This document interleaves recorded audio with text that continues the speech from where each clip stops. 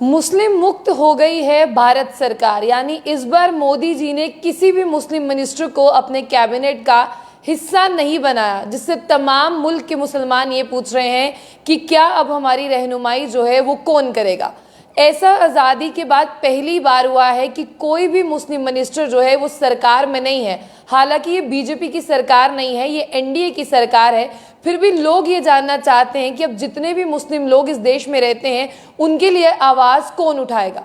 ये खबर जो है द प्रिंट की दावा करती है कि एक भी कैबिनेट मिनिस्टर जो है वो मुस्लिम नहीं है। और अगर बात करते हैं साल 2024 में मोदी 3.0 की अगर बात करें तो किसी एक मुस्लिम मिनिस्टर को जो है वो जगह देनी चाहिए थी। तो फिलहाल आपको ये बता दें कि यहाँ पर लोगों का भी ये सवाल है कि यहाँ पर आपने 10 दलित मिनिस्टरों को जगह दी है, 5 रिलीजियस मिनिस्टर्स को आपने जगह दी है, लेकिन किसी भी मुस्लिम मिनिस्टर की अगर बात करते हैं उसे जगह जो है वो नहीं मिल पाई है। फिलहाल के लिए अगर बात करते हैं यहाँ पर हम अपने भारत की, तो आज़ादी के बाद हमेशा ऐसा होता था कि उन्हें प्रायोरिटी दी जाती थी और किसी ना किसी मिनिस्टर को यहाँ पर लाया जाता। लेकिन साल 2022 की बात करते हैं, एनडीए की सरकार की अगर हम बात करें या बीजेपी की, एक मुख्तार अब्बास नकवी की बात करते हैं, वो एक इकलौते ऐसे मिनिस्टर थे जो मुस्लिम थे और जो यहाँ पर हिस्सा भी थे। लेकिन अब कोई भी मुस्लिम मिनिस्टर जो है वो वहाँ पर नहीं है। तो आपको बता दें कि ऐसा इसीलिए भी हो सकता है क्योंकि मुस्लिम लोग कहते हैं कि हम बीजेपी को वोट नहीं करेंगे, तो शायद ये स्ट्रेटजी रही होगी कि अगर आप लोगों को हमें वोट नहीं करना तो हम आपको जो है वो हिस्सा क्यों बनाएं। फिलहाल के लिए खबर जो है वो बहुत ज़्यादा वायरल हो रही है क्योंकि लोग ये जानना चाहते हैं कि ऐसा क्यों हुआ जहां पर प्रधानमंत्री मोदी जी ने जो है वो शपथ ली और उनके साथ साथ 71 और भी मिनिस्टर थे कैबिनेट में जिन्होंने जो है वो शपथ ली। अलग अलग रिलीजन्स के मिनिस्टर थे, लेकिन यहाँ पर एक भी मुस्लिम मिनिस्टर जो है वो देखने को नहीं मिल पा रहा। फिलहाल आपको खबर ये बताएं कि अब लोगों का ये कहना है कि मुस्लिम मुक्त हो गई है भारत सरकार। प्रधानमंत्री मोदी जी जो हैं वो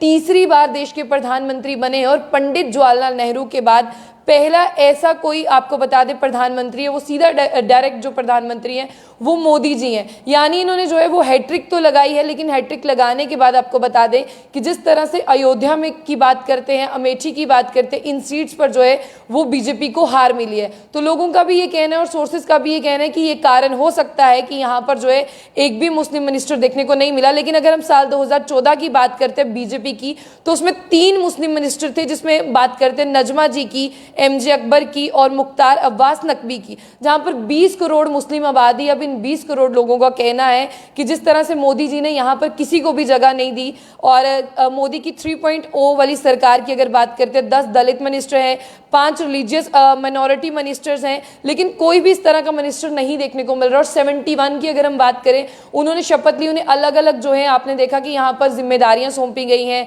जिस तरह से अगर जम्मू की बात करें, डॉक्टर जितेंद्र सिंह है, उन्होंने एक बार अपनी जगह दोबारा से बनाकर रखी है।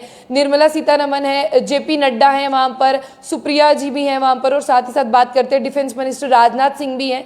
लेकिन अब लोगों का ये साफ तौर पर कहना है कि कोई एक मिनिस्टर होना चाहिए था क्योंकि बहुत से मुस्लिम लोग हैं जिन्होंने जो है उन्हें वोट डाले हैं। लेकिन अगर अयोध्या की बात करते हैं, अमेठी की बात करते हैं, तो बीजेपी जो है 400 पार का दावा करने के साथ साथ अपनी कोई भी सीट जो है वो यहाँ पर नहीं बना पाई। और 292 सीट्स की बात करते हैं, 290 के आसपास जो है एनडीए के साथ मिलकर जो है ना सीट्स बनाई है। लेकिन जितने भी लोग ये कह रहे हैं कि ये बीजेपी की सरकार है, फाइनली लोगों का ये कहना है कि ये एनडीए की सरकार है। अगर नीतीश कुमार जो है वो सीट्स नहीं देते, अगर चंद्रबाबू नायडू इन्हें सीट्स नहीं देते, तो शायद प्रधानमंत्री मोदी जी जो है वो तीसरे टर्म के लिए प्रधानमंत्री जो है वो नहीं बन पाते। इन दोनों की सीट से जो है वो कोलैब कर यहाँ पर एनडीए की सरकार को बनाया गया। लेकिन अब इंडिया अलायंस का भी ये कहना है कि ये सरकार कितनी देर तक चलेगी, क्योंकि अगर नीतीश कुमार का इतिहास देखें तो नीतीश जी जो है वो कभी भी अपनी बात से पलट जाते हैं। और पलटने के साथ साथ नीतीश कुमार की जिस तरह से देखें, अगर हम उनकी हिस्ट्री देखें तो पहले वो इंडिया अलायंस में थे, उन्होंने सबको इकट्ठा किया इंडिया अलायंस में। लेकिन फिलहाल अगर बात करते हैं यहाँ पर, ये बहुत बड़ा एक टॉपिक है और जिसे लोग जो है वो डिस्कस कर रहे हैं।